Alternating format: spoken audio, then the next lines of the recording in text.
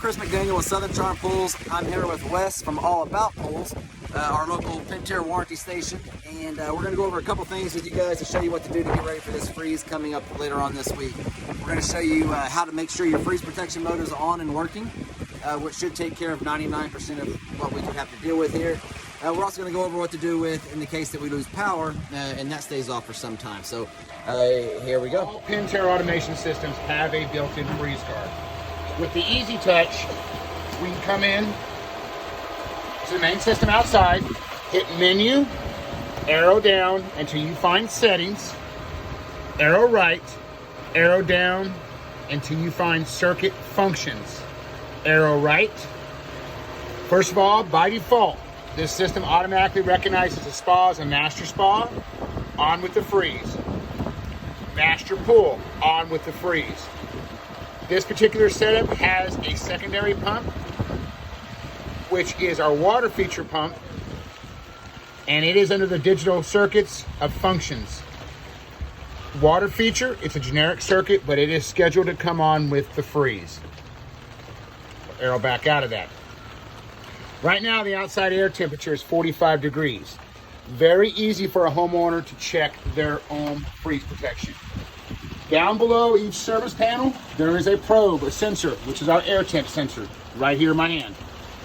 What you can do is you can pull it out, take a cup of ice, and actually force it down into the cup of ice. If we watch our air temperature here, it's going to start coming down. It may take a few seconds, but it will start coming down.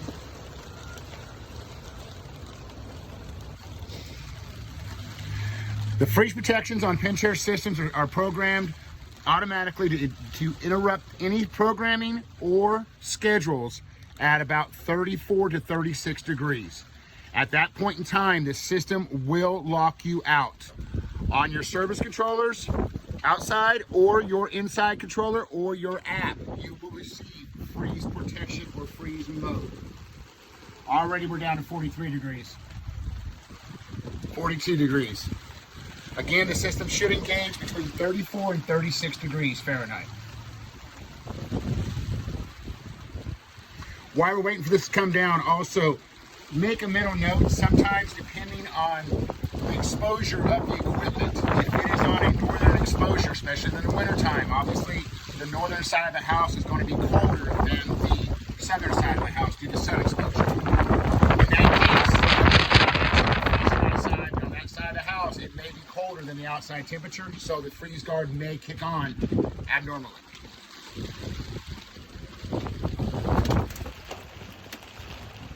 At this point in time, it just engaged at 35 degrees. On the far right-hand side, next to the air temperature, you will see the letters FRZ, which means it is in freeze protection. At that point in time, the pumps will come on. They will run through the temperatures. It will automatically rotate between pool and spa to keep the water flow from moving. Once temperatures have resumed above the 35 mark, the system will engage normal operations. All right, here again with Wes with All About Pools, our local Pentair warranty station. And we're going to go over real quick what to do in the case that the freeze mode has come on, but we've lost power as well. This has happened in the past. And typically that's where we see the most damage with this pool equipment is when the power goes out for any length of time. So if that happens, here's what you do. February 21 was a nightmare for the pool industry in Southeast Texas due to the power outage that we did not expect. Okay. And for some situations, all situations, the freeze guard will kick in on your systems. In the event we lose power, and we're going to lose power for an extended period of time, the steps we're going to take to help prevent any major damage to our equipment, first of all, come outside, open your panel up, and we are going to kill power to the whole system. All breakers, everything off. At that point in time, we're going to start opening up the system and allowing air into the system. We're going to remove our pump lids. Turn them upside down, set them to the side. Identical to this one. All pumps, IntelliFlows, Challengers, etc. have drain plugs on them. There's two of them. One in the front of the pump, unthread it counterclockwise. Put it in a Ziploc bag. Identical to the same one. This pump, the same thing. Lid off, upside down, remove your drain plugs, and put them in a Ziploc bag. Your air relief. Most people open it up to bleed air. If you continue to thread it or unthread it, the whole apparatus will come out. Put it in a Ziploc bag. We also have a drain plug in the bottom of our filter. Sometimes you may have to use channel locks to get in here, but unthread it counterclockwise. Put it in a Ziploc bag. We've also got another drain plug on the bottom left-hand corner of our header. Same thing, remove it, put it in a Ziploc bag.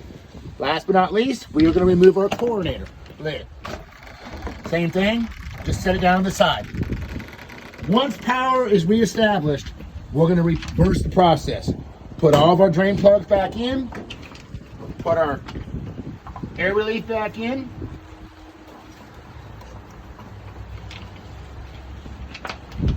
put all of our lids back on, our drain plugs back on. At that point in time, you're going to re-prime the system. Sometimes, depending on how long it's been down, you may have to add a bucket of water back to the system. At that point in time, we're going to re-engage all power.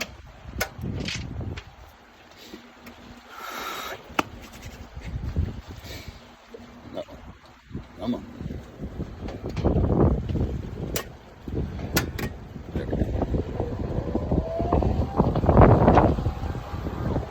I will automatically come out and put it in service.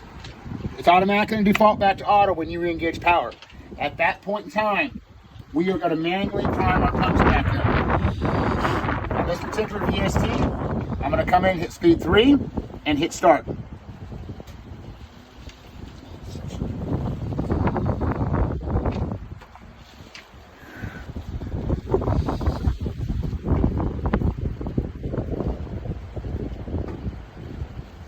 Actually, I'm going to hit quick clean.